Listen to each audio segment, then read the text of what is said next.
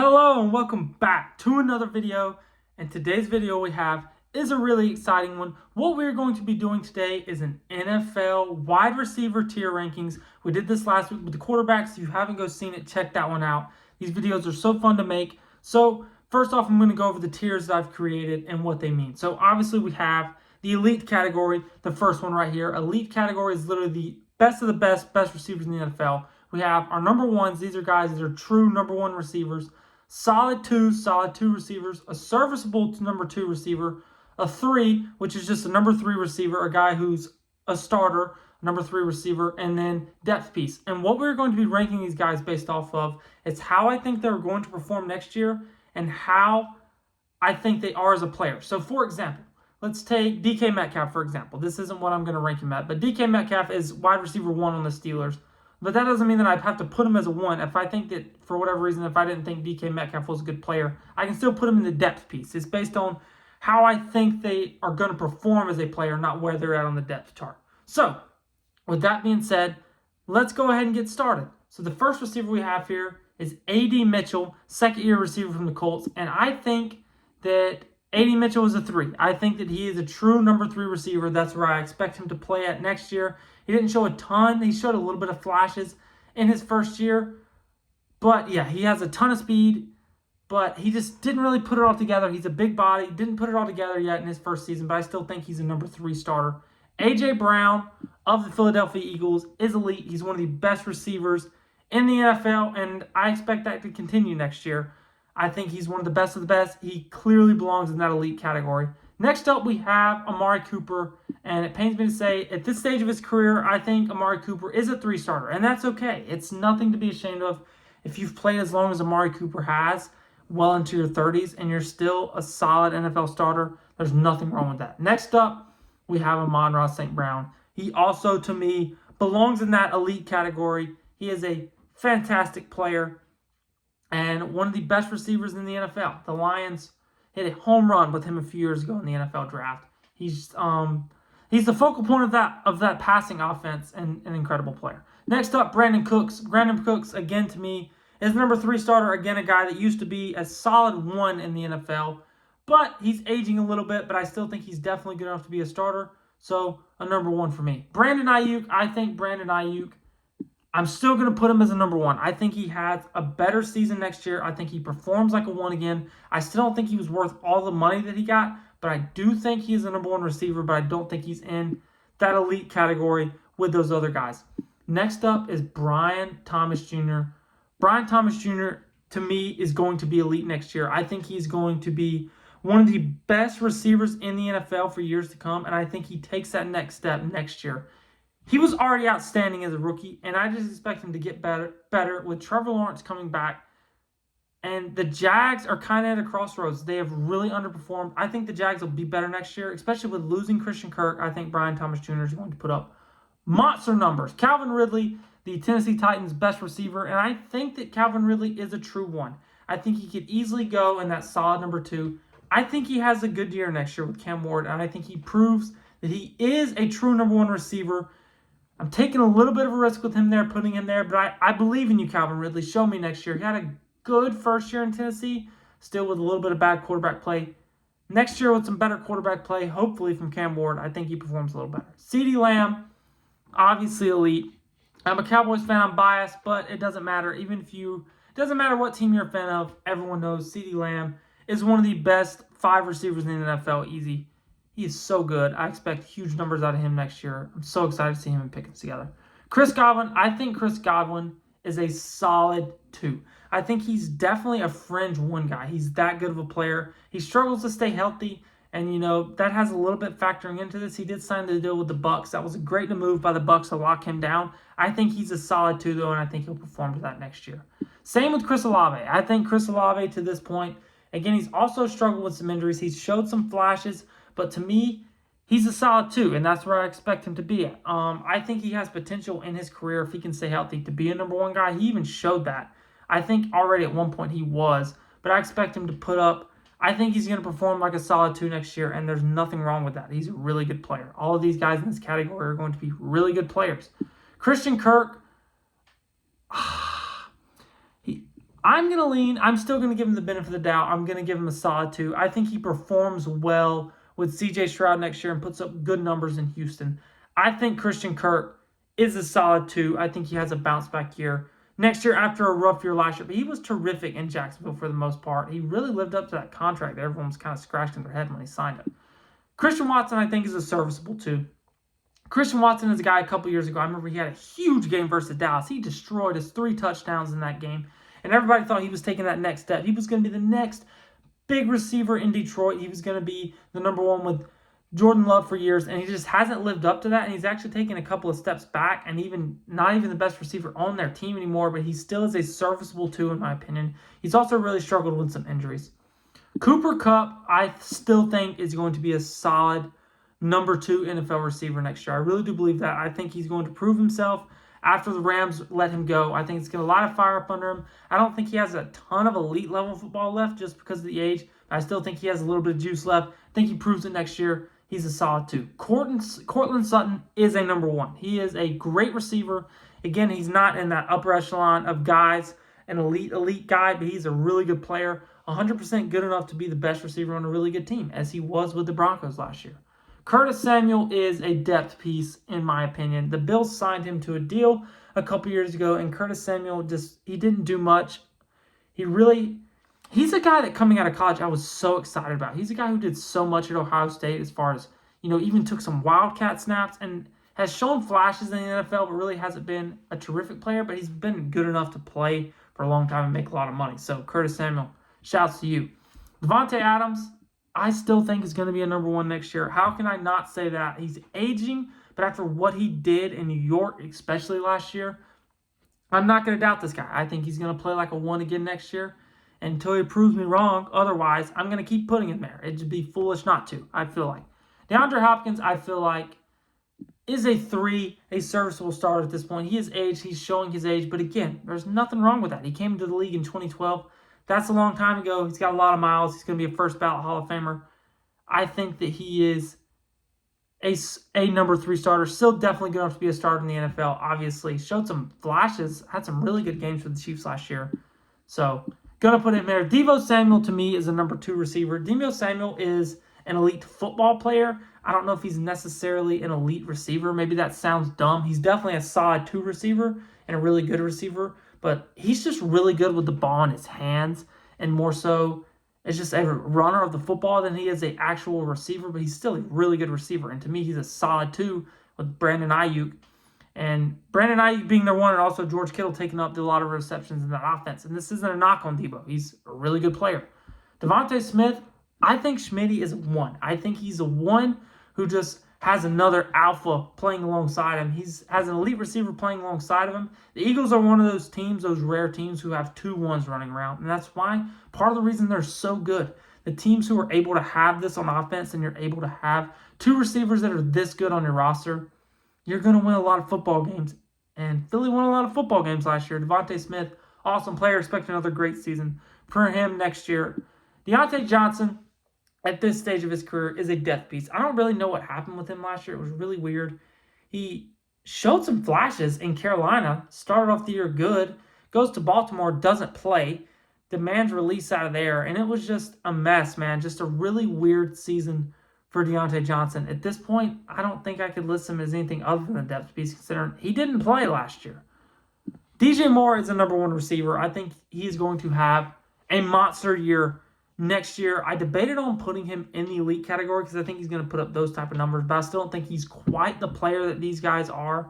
I think Caleb Williams is going to take a big leap next year. I think he's going to be a good player. I think the Bears are going to be really good. I think Moore is a fantastic receiver. DK Metcalf is another guy that I think is a true 1. He's a really good player, but again, just not elite. And like a lot of guys on these lists, they're true number 1s. I just don't think that they're in the rare air that these guys ahead of him. But he's going to be clearly the best receiver on Pittsburgh next year with the departure of George Pickens. So I also don't know who's going to be throwing him the football. If it's Mason Rudolph, that could be a struggle for DK Metcalf next year. So we'll see, but that still doesn't take away from the fact that he's a great football player. Dontavian Wicks, to me, is a number 3 guy. You could put him into that depth piece spot, but I think he's actually a little bit underrated. If you go look at his stats, They don't pop off the page at you, but there's a lot of receivers ahead of him. Green Bay has so many young receivers running around. It's insane. And then they add Matthew Golden this year, who's down here in this spot that we'll rank later. But Wicks has shown flashes, definitely not a scrub. So I'm sure Packers fans, you'll back me on this because you've seen him play a lot. Dontayvion Wicks is no slouch. He's a solid 3-starter. Drake London is a number 1 receiver. He kind of had his breaking out last year. He was a guy who was highly touted, number 1 receiver taken in his class, was a first-round pick, and really started to live up to the hype last year. It was awesome. So shout out to Drake London. I think he's a true number 1 receiver. Next up, we have Garrett Wilson, and I think Garrett Wilson is a solid 2. This is going to be a little controversial. I think he's going to struggle next year with Justin Fields. I think he's a really good player. I mean, he has shown the ability to be a number 1. And again, this is going to be controversial. I'm probably going to get grilled for this, but he has not done what I've expected him to do as a number 1 receiver. Even wasn't the best receiver on his team last year with Davante Adams. I know it's Davante Adams. It's also a 32, 33-year-old Davante Adams. Garrett Wilson, show me more next year, man. Please, I'm begging you. This is a guy that has the potential to be elite, just hasn't done it yet. George Pickens is a true number 1, and what makes me so excited as a Cowboys fan is the Cowboys are back into that rare air of having 2 true number 1 receivers with CD and George Pickens, and I truly believe that. They had this a few years ago with CeeDee Lamb and Amari Cooper, and with the departure of Cooper, the Cowboys, it's been a little bit more, especially last year in the passing game, it was a big struggle for the Cowboys. I love Jalen Tolbert. He's not a number 2 receiver in the NFL, though. Pickens was a huge trade for Dallas.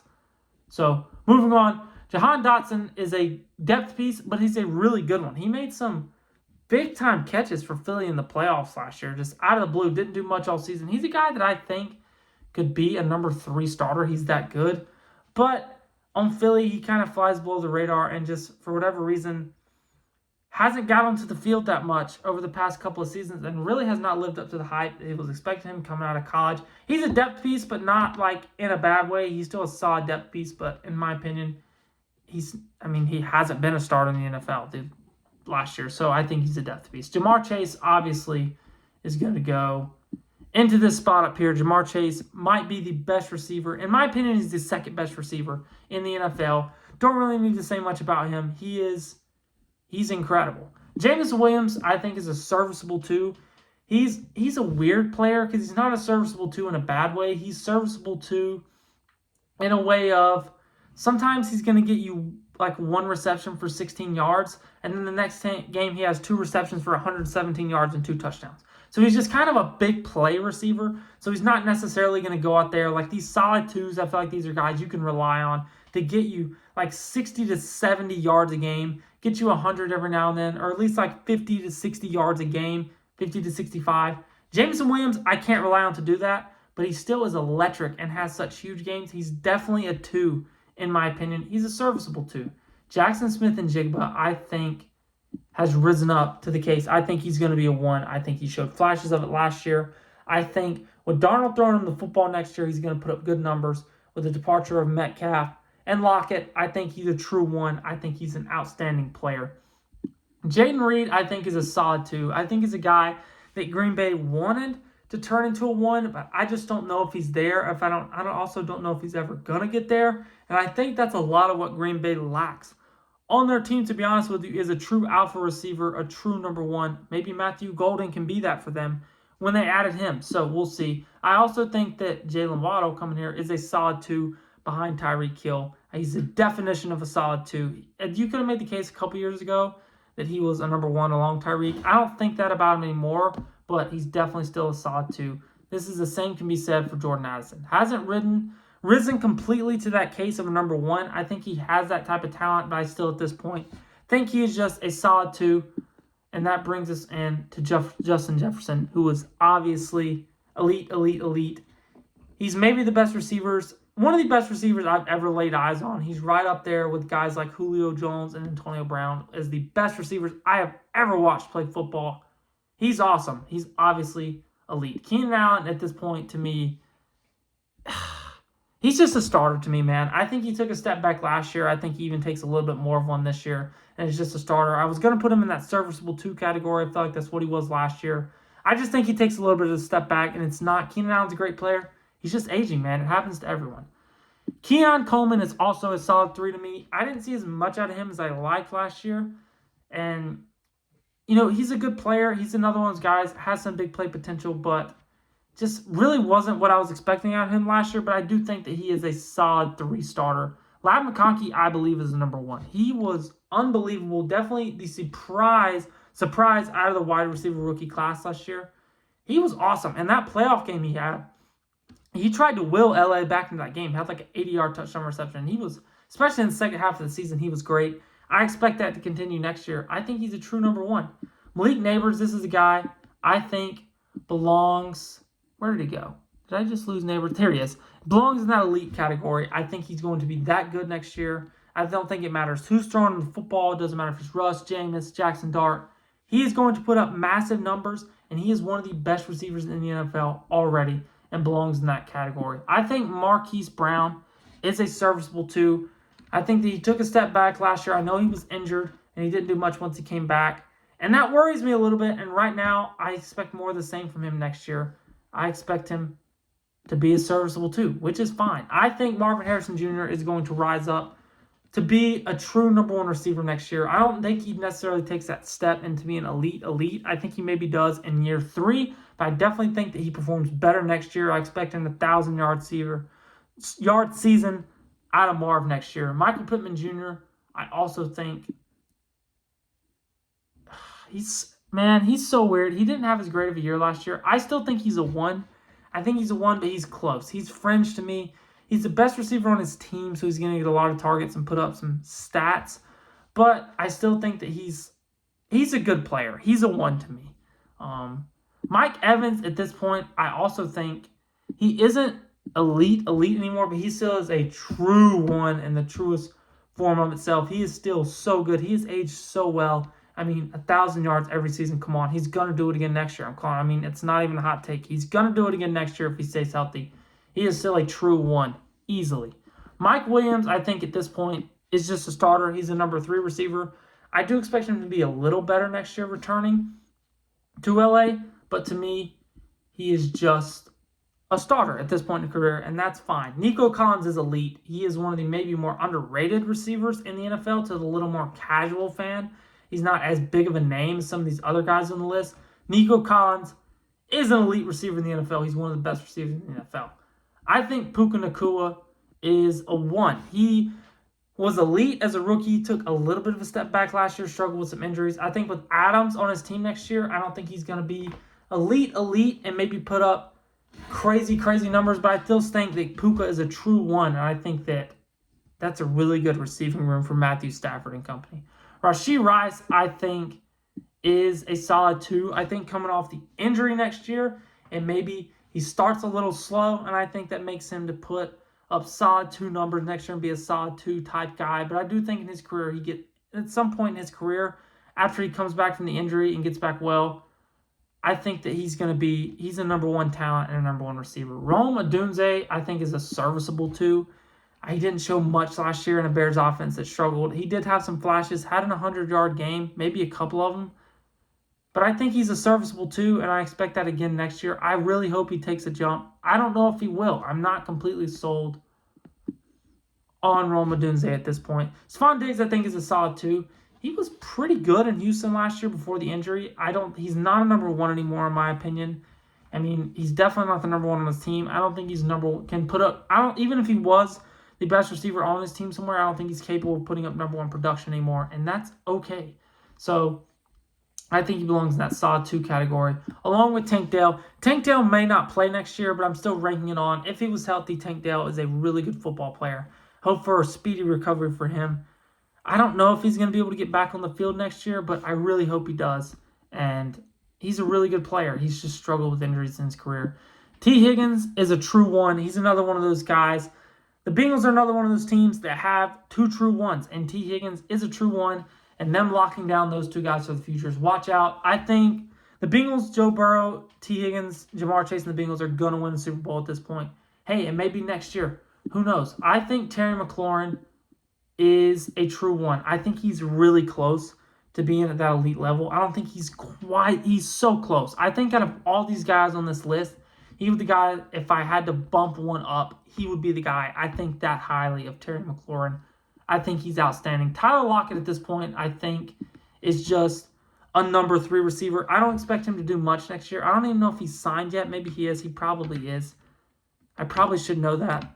But I think at this point of his career, he's aging a lot. He has put up a fantastic career, by the way. One of the most underrated receivers of the last 10 years. Just goes up there, stays healthy, handles his business, catches the ball, gets down, produces year in, year out. He's a great receiver. Tyreek Hill, I'm going to still put in this elite category until he proves me otherwise. I know he struggled a little bit last year, but Tua was hurt for the whole year. So Tyreek Hill's a guy that I'm not willing to put down a tier until he proves it to me with a healthy Tua. I know he maybe showed a little bit of age last year, but I still think Tyreek Hill is obviously, he was maybe the best receiver in the league as recently as 2 years ago. It's not a guy that I'm willing on betting against, still putting him in that elite category. Xavier Worthy is a guy who can absolutely fly, but at this point, I think he is I think that Xavier Worthy actually, he's a serviceable too. He really stepped up for Kansas City at the end of the last year when they had some injuries. He really did. He was good in the playoffs. He was good at the back end of the regular season. He's a serviceable 2. He's a clear 2 receiver. I don't know why I was about to put him in the 3. That was not fair to you, Xavier Worthy. He was really good last year. You know what? In fact, he's a solid 2 to me. I think he's that good. I also think he takes the next step next year into being a solid 2. Kansas City, you have a lot to be excited about with Xavier Worthy. Sorry I started you off as a number 3 receiver. Xavier Worthy is not a number 3 receiver. To me, he is a solid 2 and belongs on the list with some really good receivers. I think he takes the next step next year. Zay Flowers, I think that Zay Flowers is a solid 2. I don't think he's risen to that point of being that clear-cut number 1. And a lot of that just has to do with the Ravens offense. This is a Ravens offense that if they have a lead and they are beating you, the ball is not going to go into the air. The passes are not going to be thrown. They are going to run the ball down your throat, especially now that they have Derrick Henry. And can you blame them? It wins them a lot of games. That hurts Zay Flowers' production too. But talent-wise, maybe he could be a number 1, but it's just hard to put any of those Ravens receivers as a number 1. T-Mac, Tedrow McMillan, I expect him to be a solid number 2 as a rookie next year. I expect big things out of him. I think he's going to be really good. I think he's going to be a 1 one day. I don't know if he's going to be 1 next year automatically as a rookie, but I think he'll be a solid 2. And I think Emeka Egbuka and Matthew Golden are both serviceable 2s next year as their first year in the NFL, which this isn't a knock. That's a really good thing. These are guys to me that are going to put up like 650 to 700 yards and just be really serviceable, just really solid, really serviceable number 2 receivers. So that's what I expect out of those 2 rookies next year. And I think they're both good picks. I think, again, they're both guys have the talent to obviously be 1 days. They just got to show it. So anyways, this is how the rankings shaped up. These are the guys I have in the elite category. These are the guys I think are clear number 1s, but not necessarily that upper echelon. These are guys I think are solid number 2 receivers. These are guys I think are serviceable, so they're okay. You're fine with having these guys as your number 2. These are the guys I think are your wide receiver 3s, just starters, and these are guys I think are just depth pieces going into next year. So this is how everything's shaped up. I'm sure your list, if you made this, would look completely different than mine. So let me know what I got wrong, what I got different than what you would have put. And thank you so much for watching this video. If you enjoyed it, we are coming out with videos. We have come out with video every day for the last 8 or 9 days, and we plan on continuing to do that. We're coming out with videos multiple times a week all summer, so make sure to subscribe if you enjoyed this video, and let me know what you thought about it. Let me know what I got wrong, what I got right, and thank you guys so much for watching.